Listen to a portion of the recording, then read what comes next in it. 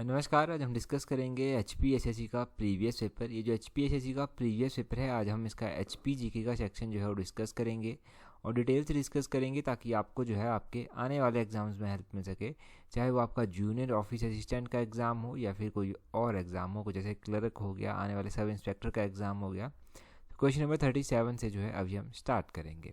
यहाँ पर बोलते हैं Doodh Ganga scheme has been launched in Himachal Pradesh in collaboration with which of the following. तो बोलते हैं कि हिमाचल प्रदेश में ये जो दूध गंगा योजना चलाई गई है, ये किसकी सहायता से चलाई गई है, किसके कोलेब्रेशन से चलाई गई है। तो ये चलाई गई है जी नाबार्ड की सहायता से। नाबार्ड, इसका ऑप्शन ए सही आंसर हो जाएगा। अब नाबार्ड की सहायता से जो चलाई गई है ये योजना हिमाचल प्रदेश में, तो कौन से ईयर में चलाई गई थी ये भी क्वेश्चन बनता है, यहाँ से पूछा गया है। 2009 में जो था ये योजना चलाई गई थी। इसके बाद आपने क्या ध्यान रखना है, आपने यहाँ ध्यान रखना है कि एग्जैक्टली कब चलाई गई थी। तो 25 सितंबर को चलाई गई थी 2009 में, 25 सितंबर 2009। अच्छा, अब ये योजना चलाई गई तो किस सेक्टर में चलाई गई, यहाँ से पता चल रहा है। जब दूध गंगा नाम है इसका, तो डेयरी सेक्टर में चलाई गई, जहाँ पर दूध का काम होगा। इसमें क्या होगा, अगर किसी ने डेयरी जो दूध से रिलेटेड कोई यूनिट स्थापित करनी है तो उसके लिए सहायता दी जाएगी, बैंक लोन प्रोवाइड करवाया जाएगा। जो भी इक्विपमेंट परचेज करने होंगे उनके लिए सहायता जो है वो प्रदान करवाई जाएगी।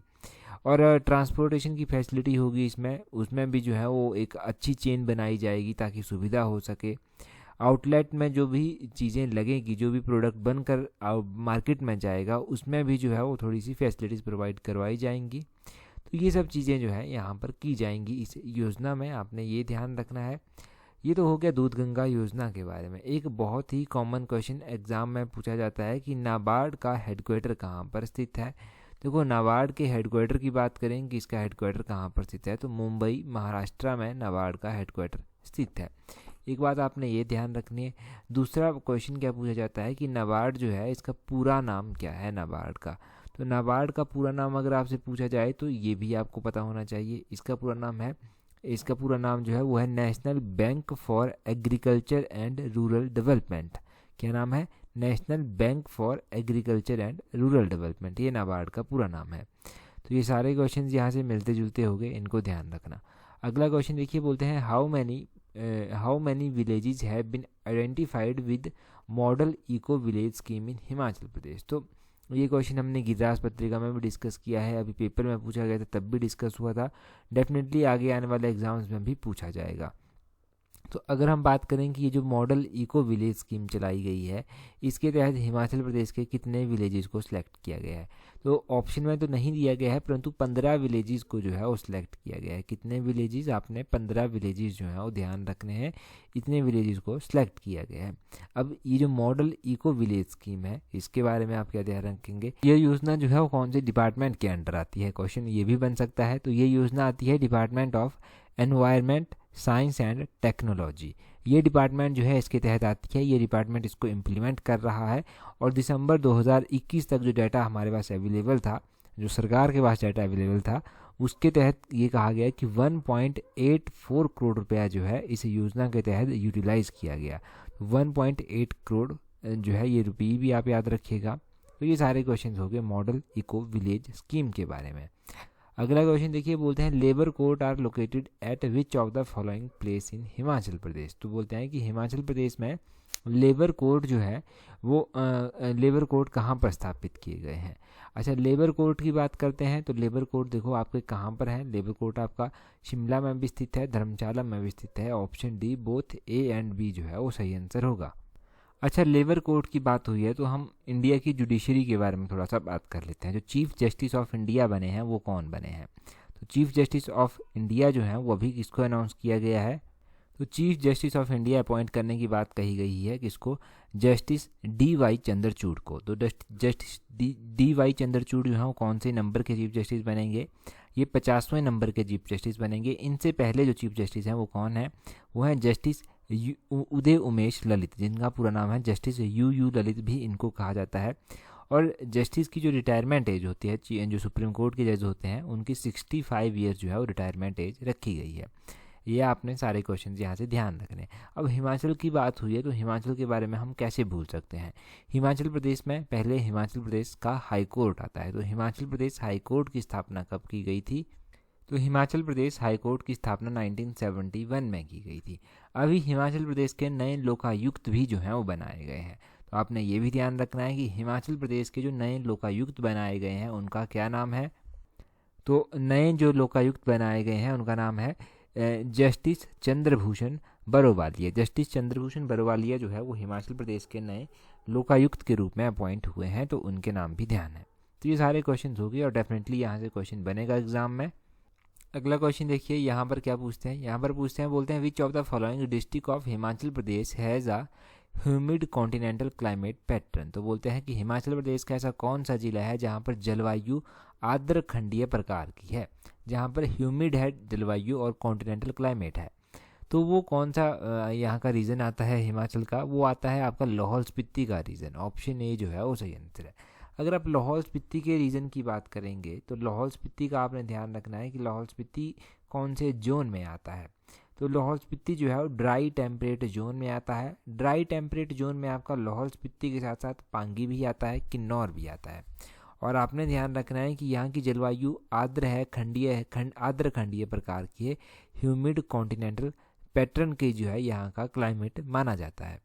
अगर हम लाहौल स्पीति की बात करें तो कई बार क्वेश्चन पूछा जाता है कि ड्राईएस्ट प्लेस कौन सा है हिमाचल प्रदेश का। तो ड्राईएस्ट प्लेस स्पीति जो है वो ड्राईएस्ट प्लेस है ना। सबसे ड्राईएस्ट प्लेस कौन सा है? स्पीति ड्राईएस्ट प्लेस है। कल परसों ही आपको ध्यान होगा एक वीडियो हमने डिस्कस की थी जिसमें हमने पढ़ा था कि हिमाचल प्रदेश का सबसे ऊंचा पोस्ट ऑफिस कौन सा है। तो सबसे ऊंचा पोस्ट ऑफिस है हिक्किम पोस्ट ऑफिस और ये 1983 में जो था ये बनाया गया था, एस्टेब्लाइज हुआ था। ये भी पता होना चाहिए, ध्यान होना चाहिए, रिवाइज करेंगे तो नहीं भूलेगा। और ये जो आपका हिक्किम है ये कहाँ पर पड़ता है? ये लाहौल स्पीति में पड़ता है। सबसे ऊंचा जो पोलिंग बूथ है जो कि ताशीगंग में स्थित है। ताशीगंग कहाँ पर पड़ता है? ये भी जो है कहाँ पर पड़ता है? आपका लाहौल स्पीति में ही पड़ता है। अभी हिमाचल के जो सबसे पहले वोटर कहा जाता है जिनको श्याम चरण नेगी, उनका निधन भी हुआ है।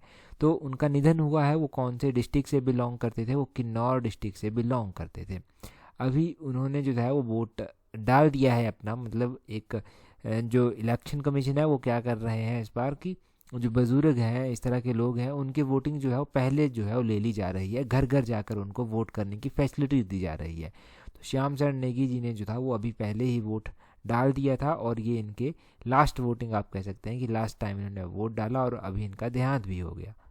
अब यहाँ पर क्लाइमेट की बात हो रही थी तो आपने ये भी ध्यान रखना है कि हिमाचल के अलग अलग डिस्ट्रिक्ट हैं, अलग अलग प्लेसेस हैं, वो कौन कौन से क्लाइमेटिक जोन में आते हैं। जैसे कि आपका एक बार धर्मशाला एग्ज़ाम में पूछा गया था, धर्मशाला आपका वेट सब टेम्परेट जोन में आता है।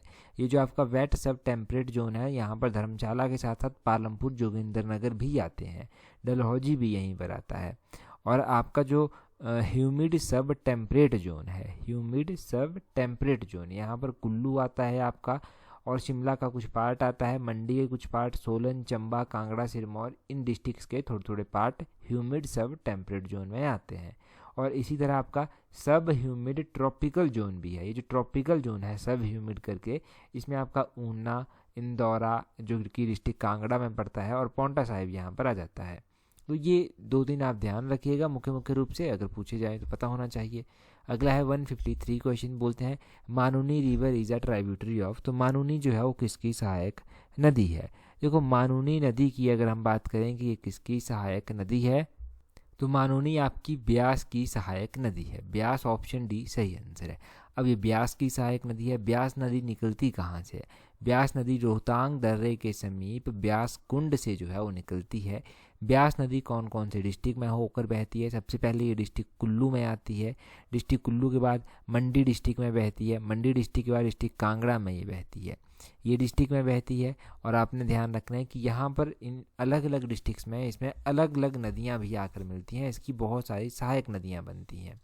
तो इसकी जो है वो सहायक नदियाँ कौन कौन सी हैं? अगर हम इसकी सहायक नदियों की बात करें तो सबसे पहले आपने मानुनी पढ़ा, तो आपको थोड़ा सा पता होना चाहिए कि ये जो मानूनी इसकी सहायक नदी आप पढ़ रहे हैं, इसके साथ साथ इसकी पार्वती हो गया, पार्वती के अलावा मलाना हो गया, मनालसू हो गया, फूजल हो गया, फूजल के अलावा बिनवा हो गया, न्यूगल हो गया, बाणगंगा हो गया, गज हो गया, चक्की हो गया, मानूनी हो गया, ये सारी इसकी सहायक नदियाँ हैं। अच्छा, मान लो आपसे क्वेश्चन पूछ लिया जाता है कि मानूनी कौन से डिस्ट्रिक्ट में बहती है, तो मानूनी डिस्ट्रिक्ट कांगड़ा की नदी है। ये भी पता होना चाहिए कि मानूनी जो है वो डिस्ट्रिक्ट कांगड़ा की नदी है। तो ये नदियाँ ध्यान रखिएगा, ब्यास की तो बहुत ज़्यादा सहायक नदियाँ हैं, तो ये मेन मैंने आपको बता दी, तो ये आप ध्यान रखिएगा। और ब्यास के अलावा चेनाब, सतलुज, यमुना ऑप्शन में दिया गया है। तो आपने ध्यान रखना है कि ब्यास नदी का वैदिक नाम अर्जिक्या है, चेनाब नदी का वैदिक नाम अस्किनी है, सतलुज नदी का वैदिक नाम सतुद्री है, यमुना नदी का वैदिक नाम कलिंदी है, और एक नदी जो रावी बच जाती है उसका नाम पुरुषानी है वैदिक नाम। हिमाचल में ये 5 नदियाँ बहती हैं। अगला क्वेश्चन देखिए 154 क्वेश्चन, यहाँ पर क्या बोलते हैं largest glacier in Himachal Pradesh is called. तो हिमाचल प्रदेश का जो लार्जेस्ट ग्लेशियर है उसको किस नाम से जाना जाता है। देखो, हिमाचल प्रदेश का जो लार्जेस्ट ग्लेशियर है उसको बड़ा शिगड़ी ग्लेशियर कहते हैं। ऑप्शन ए सही आंसर है, उसको बड़ा शिगड़ी ग्लेशियर कहते हैं। देखो, इस ग्लेशियर के बारे में कहा जाता है कि ये 3 किलोमीटर चौड़ा है, वाइड है, और 25 किलोमीटर ये लंबा है। ये आपने ध्यान रखना है। और आपने क्या ध्यान रखना है कि ये जो बड़ा शिगड़ी ग्लेशियर है, इस ग्लेशियर ने जो था वो 1936 में इस ग्लेशियर ने जो था वो भारी तबाही जो था वो मचाई थी, जिसके परिणाम स्वरूप चंद्रा वैली में चंद्रताल रिवर का निर्माण हुआ था। ये बेसिक है। अच्छा, लेडी ऑफ केलोंग क्या है। लेडी ऑफ केलोंग भी एक ग्लेशियर है।